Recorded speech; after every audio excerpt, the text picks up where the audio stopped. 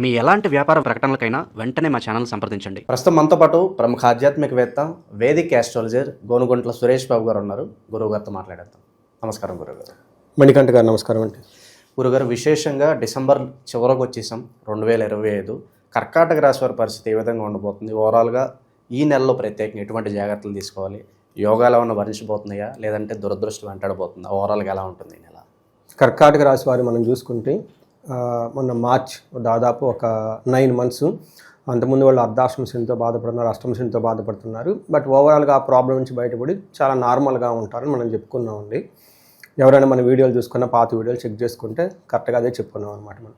So ఇప్పుడు ఈ month December month చూసుకుంటే ఫస్ట్ ఈ మంత్ మీరు చెప్పిన విధంగా ఈ టోటల్ ఇయర్కి లాస్ట్ మంత్ మనకి యాన్యువల్ మనకి ఇంగ్లీష్ క్యాలెండర్ ప్రకారం చూసుకుంటే నెక్స్ట్ మనం ఇంకొక ముఖ్యమైన విషయం ఏంటంటే మనకి ధనుర్మాసం స్టార్ట్ అవుతుంది. సో తెలుగు రాష్ట్రాలు వెరీ ఇంట్రెస్టింగ్ ఏంటంటేనండి, అప్పటిదాకా అన్నీ చంద్రమానం ప్రకారం చైత్రమాసం, వైశాఖ మాసం, శ్రావణ మాసం అంటారు.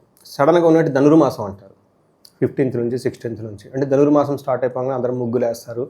అక్కడ నుంచి వైష్ణవికి సంబంధించిన పండుగ ఎక్కువ సెలబ్రేట్ చేసుకుంటారు. విష్ణువుకి సంబంధించిన ప్రీతికరమైన మాసం అంటారు అనమాట. సో ఇక్కడ మనకి ఊడల్లో చూసుకుంటే సంక్రాంతి సంబరాలు స్టార్ట్ అయిపోతాయి. అక్కడ నుంచి ఎగ్జామ్స్, ఇంకా పిల్లలందరూ వెకేషన్స్కి వెళ్ళిపోతూ ఉంటారు. ఇదే సేమ్ టైంకి మనకి ఎన్ఆర్ఐలు కానివ్వండి, లేదంటే అమెరికా చాలా కంట్రీస్, డెవలప్డ్ కంట్రీస్లో ఐటీలో ఎవరైనా పనిచేస్తుందో డౌన్ టైం అంటారు. ఒక 10-15 days సర్వర్లు ఏం హోల్డ్ పెట్టేస్తారు. ఈ టైంలో ఎంప్లాయీస్కి మొత్తానికి వెకేషన్స్ చేస్తారు. సో ఈ టైంలో లాంగ్ వెకేషన్ తీసుకునే టైం కూడా ఎక్కువ మందికి ఉంటుందన్నమాట. సో ఇలాంటి ఈ మంత్ ఓవరాల్ కనుక చూసుకుంటే కర్కాటక రాశి వాళ్ళకి చాలా తటస్థంగా ఉంటుందండి. ఏ గ్రహం కూడా ఇబ్బంది పెట్టదు. ఏ గ్రహం కూడాను పెద్దగా హైలైట్ తీసుకొచ్చి ఏమంటారు ఒక గొప్ప అదృష్టాన్ని తీసుకొచ్చే విధంగా కూడా ఏముండదు. అట్లా ఇబ్బంది పెట్టే గ్రహాలు ఏముండదు. అట్లానే ఇటు సూపర్గా ట్రబుల్ చేసేది కూడా ఏముండదు. బట్ ఓవరాల్గా కనుక చూసుకుంటే వీళ్ళకి తటస్థంగా ఉండటం పాజిటివ్ సైడ్ ఎక్కువ ఉంటుంది. సో ఇది ఒక బెస్ట్ మంత్, న్యూట్రల్ మంత్ అని మనం చెప్పుకోవచ్చు. సో మనం డీటెయిల్స్ కనుక చూసుకుంటే ఈ కర్కాటక రాశిలో పునర్వసు 4వ పాదం, పుష్యమి 1, 2, 3, 4 పాదాలు, ఆశ్లేష 1, 2, 3, 4 పాదాలు అంతా పునర్వసు ఈ కర్కాటక రాశిలో ఉంటారు. పేరు బలం బట్టి చూసుకుంటే వాళ్ళకి హీ, హూ, హే, హో, హ, డా, డీ, డూ, డే, డో అన్న లెటర్స్ అంతా మన కర్కాటక రాశిలో ఉంటారు. సో ఇందులో గ్రహాలు కనుక చూసుకుంటే వీళ్ళకి 5 గ్రహాల యొక్క చేంజెస్ వీళ్ళ మీద పడుతూ ఉన్నాయండి. వీళ్ళకి గురువు ఈ రాశిలోకి వచ్చి తిరోగమనం మళ్ళీ బ్యాక్ సైడ్ వెళ్ళిపోయారు. ఇది ఒక గురువు యొక్క గ్రహం యొక్క ఇంపాక్ట్. సూర్యుడు, తర్వాత కుజుడు, శుక్రుడు, బుధుడు 5 గ్రహాల యొక్క ఇంపాక్ట్ ఈ రాశి వాళ్ళకు ఉంది. బట్ మోస్ట్ ఆఫ్ ద గ్రహాలు ఏంటంటే వీళ్ళకి అనుకూలంగా ఉన్నాయి. వీళ్ళకి చాలా అనుకూలంగా ఉన్నాయి ఆ ప్లానెట్ పొజిషన్. కాకపోతే వేద విపరీత వేద అనే ఒక కాన్సెప్ట్ ద్వారా అనుకూలమైన గ్రహాల యొక్క ప్రభావం అంత ఎక్కువ వీళ్ళ మీద పడదు. అలానే ఎగనెస్ట్ ప్రతికూలంగా ఉన్న గ్రహాలు కూడా వీళ్ళ మీద పడకుండా చాలా వెల్ బ్యాలెన్స్డ్గా ఉందని మనం చెప్పుకోవాలన్నమాట. సో ఓవరాల్గా కనుక చూసుకుంటే మనకేమంటే శత్రునాశాంతః ఈ టైంలో శత్రువులపైన వీళ్ళకి ఏమంటారు విజయం వస్తుంది. బట్ శత్రువులు వీళ్ళైతే ఏమీ చేయలేరు. సంపదలు వచ్చే అవకాశం ఎక్కువగా ఉంటుంది. బట్ కొంతమందికి అనుకున్న విధంగా కూడా రాకపోవచ్చు. బట్ ఛాన్సెస్ అయితే ఎక్కువగా ఉంటుంది. తర్వాత పుత్రలబ్ధి ఈ టైంలో ఎగ్జామ్స్ ఎక్కువగా ఉంటాయి. పుత్రులు ఎగ్జామ్స్ అవన్నీ చూస్తూ ఉంటారు. వాళ్ళ ద్వారా మంచి సపోర్టివ్గా ఉండే ఎన్విరాన్మెంట్ ఉంటుంది. భార్యాభర్తల మధ్య సహజంగా కొన్నిసార్లు గొడవలు వచ్చే అవకాశం ఎక్కువగానే, బట్ అవి కూడా చాలా మైన్యూట్గా ఉండేసి పోయే అవకాశం ఎక్కువ ఉంటుంది. సో మనం ఏ ప్రకారంగా మీకు చూసుకున్నా ఈ రాశి వాళ్ళకి సూర్యుడి ద్వారా మన మిగతా గ్రహాల వల్ల కూడా ఒక తటస్థంగా ఉందని చెప్పుకోవాలి. మనకి జనరల్గా సూర్యుడు 6వ స్థానంలో ఉండటంతో వీళ్ళకి ఏమవుతుందంటే అండి, యత్న కార్య సాధన ఏదైనా పని చేస్తే దానికి రావడం, దేహ ఆరోగ్యాది సంతోషకరం, ఫిజికల్గా హెల్తీగా ఉండటం, సంతోషంగా ఉండటం, హ్యాపీగా ఉండటం ఇవన్నీ చూస్తూ ఉంటారు. వస్త్రధాన్య లాభకృత్ అని చెప్తారు. అంటే వస్త్రం రావటం, ధనం రావటం, అన్ని విషయాల పాజిటివ్గా ఉండే అవకాశం ఎక్కువగా ఉంటుంది. ఒక్క విషయంలో జాగ్రత్తగా ఉండాలి వీళ్ళు. ఎవరైతే మనకి ప్రేమ, సో ఇలాంటి సంబంధించిన వ్యవహారాల్లో కొంచెం జాగ్రత్తగా ఉంటే చాలా బాగుంటుంది. మిగతా అన్ని విషయాలు బాగుంటుంది. అలానే కుజుడు వీళ్ళకి 6వ స్థానంలో ఉండి అగైన్ చాలా యోగ్యతనిస్తూ ఉన్నాడు. సూర్యుడు చాలా బాగా యోగ్యతనిస్తున్నాడు. సూర్యుడితో పాటు కుజుడు కూడా ఉండటంతో మనకి శాస్త్రాలు ఏం చెప్తారంటే వస్త్రలాభో, ధాన్యలాభో, ధనలాభో, యశాతదహ మనోల్లాసో ధర్మసిద్ధి షష్టమస్తేత్ భవేత్ కుజ అని చెప్తారు. 6వ ఇంట్లో కుజుడు ఉంటే ఏమవుతుందంటే మనోల్లాసో ధర్మసిద్ధి, మనసు అంతా హ్యాపీగా ఉంటుంది. మంచి మంచి పనులు చేయాలనిపిస్తూ ఉంటుంది. వస్త్రలాభం, ధాన్యలాభం ఎక్కువగా ఉంటుందని చెప్తూ ఉంటారు. సో అనుకున్న పనులన్నీ చక్కగా పూర్తి చేస్తూ ఉంటారు. బట్ ఒక్క విషయంలో కొంచెం జాగ్రత్తగా ఉండాలి. హెల్త్ విషయంలో కొంచెం జాగ్రత్తగా ఉంటే మంచిది. నెక్స్ట్ గ్రహం శుక్రుడు. 5వ స్థానంలో ఉండటంతో మనకి లక్, భాగ్యం అంటారు అనమాట. ఎప్పుడైతే ఈ 5వ స్థానంలో పంచమ స్థానంలో శుభగ్రహాలు ఉంటాయో మనకి లక్ష్మిని యాక్టివేట్ చేస్తూ ఉంటుంది. ఈ టైంలో వీళ్ళకి లవ్, రొమాన్స్ ఇట్లాంటి సంబంధించిన విషయాలు చాలా బాగుంటుంది. మనకి సంస్కృతంలో ఏం చేస్తారంటే దాసీ జన భృత్య లాభ నిత్యమృష్టాన్న భోజనం ధనధాన్యం అభిష్టార్థ సిద్ధి పంచమస్తే భవేత్ భృగో అని చెప్తారంట. 5వ ఇంట్లో కనుక శుక్రుడు ఉంటే ఏమవుతుంది, ధనం, ధాన్యం, తర్వాత మనం మంచి భోజనం చేస్తాం, తర్వాత అభిష్టార్థ సిద్ధి, అప్పటిదాకా ఏదైనా కనుక పెండింగ్ పనులు అంటే ఈ పనులన్నీ అవుతాయి అని మనకు చెప్తూ ఉంటారు అనమాట. సో ఈ ప్రకారంగా ఏ ప్రకారంగా చూసుకుని చాలా బాగుంటుంది. పర్టికులర్గా జెంట్స్ అయితే లేడీస్ ద్వారా చాలా లాభం ఉంటుంది, లేడీస్ అయితే జెంట్స్ ద్వారా చాలా లాభంగా ఉంటుంది. బోత్ మన ఇంట్లో ఉన్న వాళ్ళు కానీ బయట వాళ్ళు కానివ్వండి, చక్కగా ఉండే ఒక బెస్ట్ మంత్ అని మనం చెప్పుకోవాలి. అయితే కుజుడు వల్ల, బుధుడు వల్ల వీళ్ళకి భార్యాభర్తల మధ్య గొడవలు వచ్చే అవకాశం ఎక్కువగా ఉంటుంది. బట్ అది కూడాను ఏంటంటే అంత హై లెవెల్లో ఉంటుంది, లైట్గా చాలా మైల్డ్గా ఉండే అవకాశం ఎక్కువగా ఉంటుంది.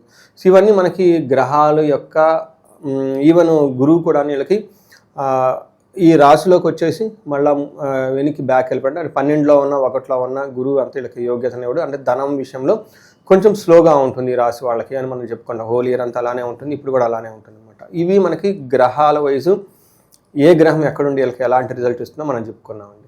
సార్ ఈ టైంలో ఈ ప్రాపర్టీస్ కొనుక్కోవడము లేదంటే మనకంటూ ఒక సొంత భూమి కొనుక్కోవాలని ఆలోచన ఉంటుంది. సో అటువైపు వెళ్ళొచ్చు అంటారు వీళ్ళు. ఈ రాశి వాళ్ళకి శుభమూల వ్యయకృత్ అని చెప్తారు. అంటే శుభకార్యాలు చేయటం వల్ల ధనం విపరీతంగా ఖర్చు అవుతుందని మన శాస్త్రంలో చెప్తారు ఈ టైంలో. అందుకని ఈ టైంలో పెద్ద పెద్ద ఇల్లు కట్టుకునే వాళ్ళు చక్కగా కట్టుకోవచ్చు, భూములు కొనుక్కున్నాడు భూములు కొనుక్కోవచ్చు, ఫిక్స్డ్ అసెట్లు ఏది చేసినా కొనుక్కోవచ్చు, పెళ్ళిళ్ళు చేయొచ్చు, అప్పులు చేసిన పెళ్ళిళ్ళు చేయొచ్చు. ఇలా చేస్తే 1 year కొంచెం ఫైనాన్షియల్గా ఇబ్బంది పడతారు. బట్ ఆ తర్వాత మొత్తం పోతుంది అనమాట. ఎందుకంటే పెద్ద పెద్దగా చేయాలనుకున్నప్పుడు అప్పులు చేయాల్సి వస్తుంది, ఈ లోన్లు ఆ లోన్లు. బట్ ఈ కొనే అవకాశం చాలా ఎక్కువగా ఉంది. తద్వారా డబ్బు ఖర్చు అవుతుంది, అప్పులు కూడా చేస్తారు. బట్ ఆ అప్పులు తర్వాత తీర్చేస్తారు. గురుగారు ఈ రాశిలో ఏ నక్షత్రాలు ఉంటాయి, పర్టికులర్గా ఈ డిసెంబర్ మాసం వాళ్ళకి ఎలా ఉండబోతుంది? నక్షత్రం ప్రకారం పునర్వసి, పుష్యమి, ఆశ్లేష నక్షత్రాలు మనం చూసుకుంటాం. ఇందులో పునర్వసు నక్షత్రం వాళ్ళకి ఫస్ట్ పాజిటివ్ ఏంటంటే ధన ప్రాప్తి వస్తుంది. నెక్స్ట్ వీళ్ళకి భయము, బంధనము, ధనహీనత 2 చూపిస్తుంది. ఏదో ఒక విషయంలో వీళ్ళకి భయం కలిపే సిచ్యువేషన్లు ఉంటాయి. తద్వారా వీళ్ళకి బంధించబడినట్లుండే పరిస్థితి ఎక్కువగానే ఉంటుంది. ఒక స్టాగ్నేటెడ్ పీరియడ్ అని మనం చెప్పుకోవాలి. అంటే ముందుకెళ్తే ఎలా ఉంటుంది, వెనక్కి ఎలా ఉంటుంది, మనకి ఒక డెసిషన్ తీసుకోవాలి, ఈ డెసిషన్ తీసుకుంటే మంచిదా చెడ్డదా అని ఈ టైపు ఒక మీమాంసలు ఉండే అవకాశం ఎక్కువగా ఉంటుంది. అందులో 35 to 45 ఏజ్ ఎవరికైతే ఉందో మిడ్ లైఫ్ క్రైసిస్ అంటారండి, లేడీస్ కానీ జెంట్స్ కానీ. ఏంటంటే చాలామంది అన్నారు కూడా నాకు ఈ టైంలో ఎక్కువ కాల్ చేస్తుంటారు. ఎందుకంటే వాళ్ళకి ఇండిపెండెంట్గా ఫ్రీడమ్ ఉంటారు, కానీ చాలా రెస్పాన్సిబిలిటీస్ ఉంటాయి. పిల్లలు ఉంటారు, తల్లిదండ్రులు ఉంటారు, కొంతమంది ఈ టైంలో భార్యాభర్తల మధ్య గొడవలు ఉంటాయి. నెక్స్ట్ మళ్ళీ మ్యారేజ్ చేసుకోవాలా వద్దా. చాలామంది అన్నారు నేను ఇండియాలో ఉంటే బాగుంటుందా, ఇక్కడ ఉంటే బాగుంటుందా. నాకు ఉదయాన్నే ఒక పొలిటికల్ అడ్వైజర్ కాల్ చేశారు. వాళ్ళు చాలామంది పొలిటీషియన్కి అడ్వైజర్స్ అంతా ఇస్తూ ఉంటారు. నేనే పాలిటిక్స్లోకి వద్దాం అనుకుంటున్నానండి, మీ డిసిషన్ కావాలని చెప్పేసి. అది 2 ఆలోచనలు. లేదంటే నేను వేరే ఫారిన్ వెళ్ళిపోయి సెటిల్ అవ్వాలనుకుంటున్నాను, ఆపర్చునిటీస్ ఉన్నాయి. లేదంటే ఇక్కడ ఇండియాలో ఉండి యాక్టివ్ పొలిటిక్స్ ఏంటి. ఇలా ఏంటంటే ఒక పీరియడ్ వాళ్ళు కూడా కరెక్ట్గా ఇదే age, around 40 years age. So ఇలా ఒక ఎక్స్పీరియన్స్తో ఉన్న వాళ్ళు చాలామంది ఉంటే ఇలా వీళ్ళకి బంధించబడినట్లుండే పరిస్థితి. అంటే ఎట్లా వెళ్తే బాగుంటుంది, క్లారిఫికేషన్ కావాలి. ఈ టైంలో వీళ్ళకి ఇట్లాంటి ఒక ప్రాబ్లం వస్తుంది. బెస్ట్ ఏంటంటే ఆస్ట్రాలజర్ని కలవటం, జాతకం చూపించుకోవటం, ప్లానెట్స్ ఏం చెప్తున్నాయి అనేది దాన్ని బట్టి డెసిషన్ తీసుకుంటే ఇంకా బాగా ఉపయోగపడుతుంది. లేదంటే సబ్జెక్ట్ మ్యాటర్ ఎక్స్పర్ట్స్ అంటారు, లేదంటే మెంటార్స్ అంటారు, వీళ్ళని కలవాలి. తర్వాత పుష్యమి నక్షత్రం వీళ్ళకి ధనప్రాప్తి బాగుందండి, జయప్రదంగా ఉంటుంది ఈ మాసం అంతా. కానీ వీళ్ళకి బంధనము, ధనహీనత 2 చూపిస్తుంటుంది. ధనం విషయంలో కొంచెం స్లోగా ఉంటుంది, బట్ వీళ్ళకి కూడా బంధించబడినట్లుండే పరిస్థితి ఉంటుంది. నెక్స్ట్ ఆశ్లేష నక్షత్రానికి వీళ్ళకి ధనప్రాప్తి చక్కగా ఉంది, ఏ పని చేసినా కలిసి వస్తుంది. భయపడే పరిస్థితులు వచ్చే అవకాశం ఎక్కువగా ఉంటుంది. దాంతోపాటు బంధించబడినట్లుండే పరిస్థితి కూడా ఈ రాశి వాళ్ళకి ఎక్కువగా ఉంటుంది.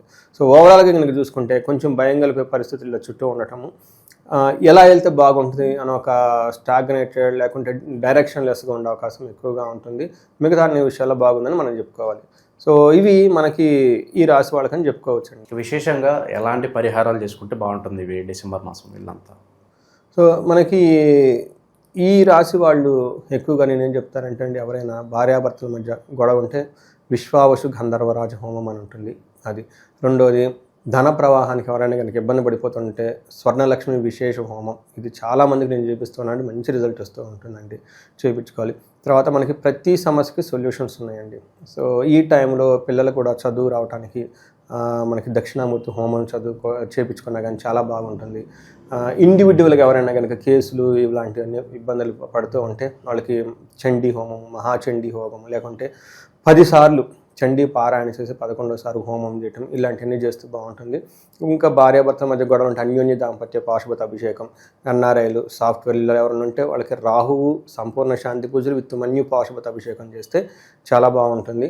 సో ఎలాంటి ప్రాబ్లం ఉన్నా కానీ అభిషేకాలు చాలా, అందులోనూ విశేష అభిషేకాలు, పాశుపత అభిషేకాలు, పాశుపత హోమాలు చేసుకుంటే ఆ ప్రాబ్లంకి సొల్యూషన్ రావటమే కాకుండా జీవితం 10 వందలు ముందుకెళ్తుందండి.